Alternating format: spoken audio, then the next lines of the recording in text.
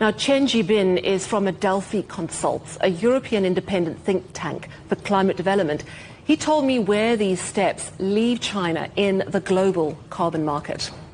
So the current system, it requires the intensity. So, for example, the power sector, they have a benchmark, and the government will give them free allocation according to this benchmark. If their intensity is higher than this benchmark, they need to buy allowance. But if their intensity lower than the benchmark, they can sell their allowance. They have surplus, they can sell the allowance. But it doesn't limit their production. They can produce as much as they want. But in the future, when the government set the cap, absolute cap for the industry, it means they cannot emit more emission. If they emit more emission, the whole industry needs to pay for that.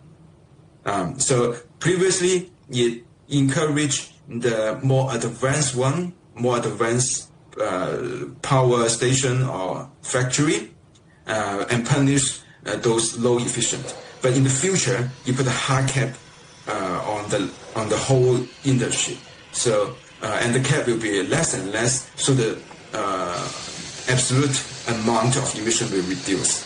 So that's the fundamental change for the whole industry.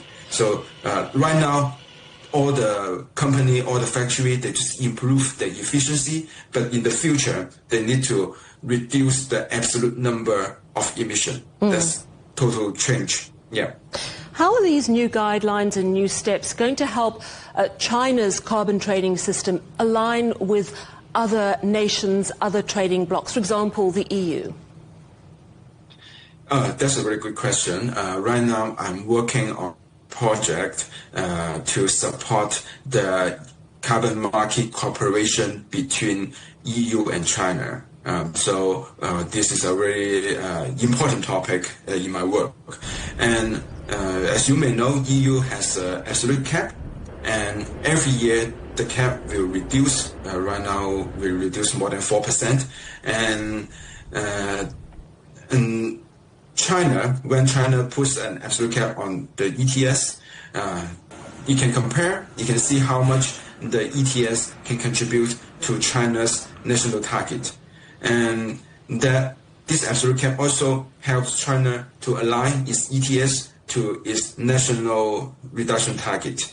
And in the future, it's still far away, but if every system puts an absolute cap, we can clearly see how the world can go to net zero in the mid-century. Yeah. Yeah, so there's a real global alignment. China's fully on board. We also know that China has committed that its emissions will peak by 2030 and then start dropping.